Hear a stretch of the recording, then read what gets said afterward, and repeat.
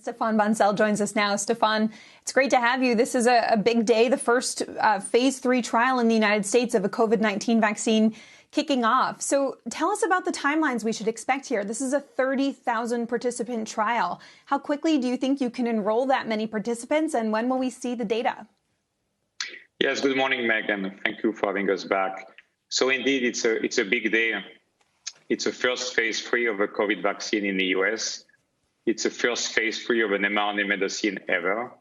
And it's a company's first phase 3 as well. So a big day, came from a lot of work from a big team. So what we are planning is to basically recruit as fast as is safely possible.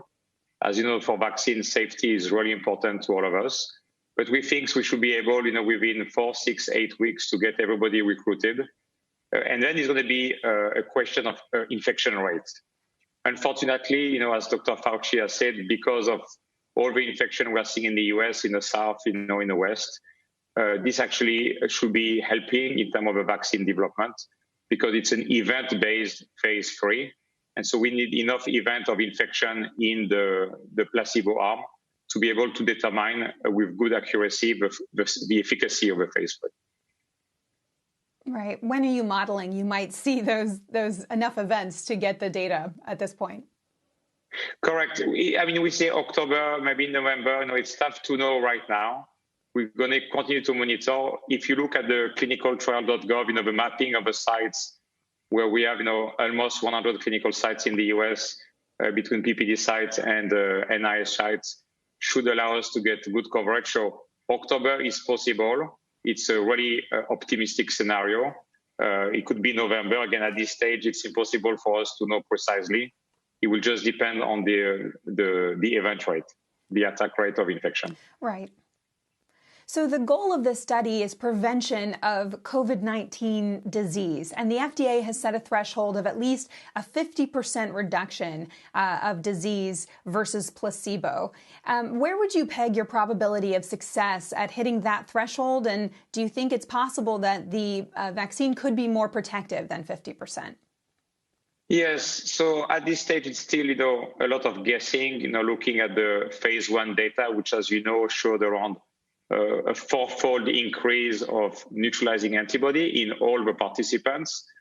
We are eager to get the elderly data because, as we all know, it's a disease that is, affecting the elderly population more. So that data, should be coming out, I would expect, in the August timeframe. And if you look at the preclinical work, as you know, we have shown in a mice model that was put online, the manuscript, full protection in those animals.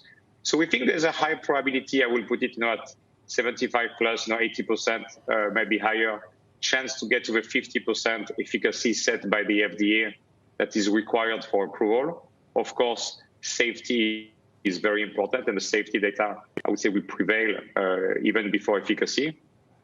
And then could we see a much higher efficacy than that? I think it is possible. I think we'll know more when we get the elderly data, when we get the non-human primate challenge model, because of course it's going to be more informative than the mice. And then we get the phase 2 data. You remember the phase 2 was fully enrolled. The safety data of the phase 2 was critical to gate the phase 3 start. And we got the green light from the FDA, in the last couple of days that we were safe to proceed to the phase 3.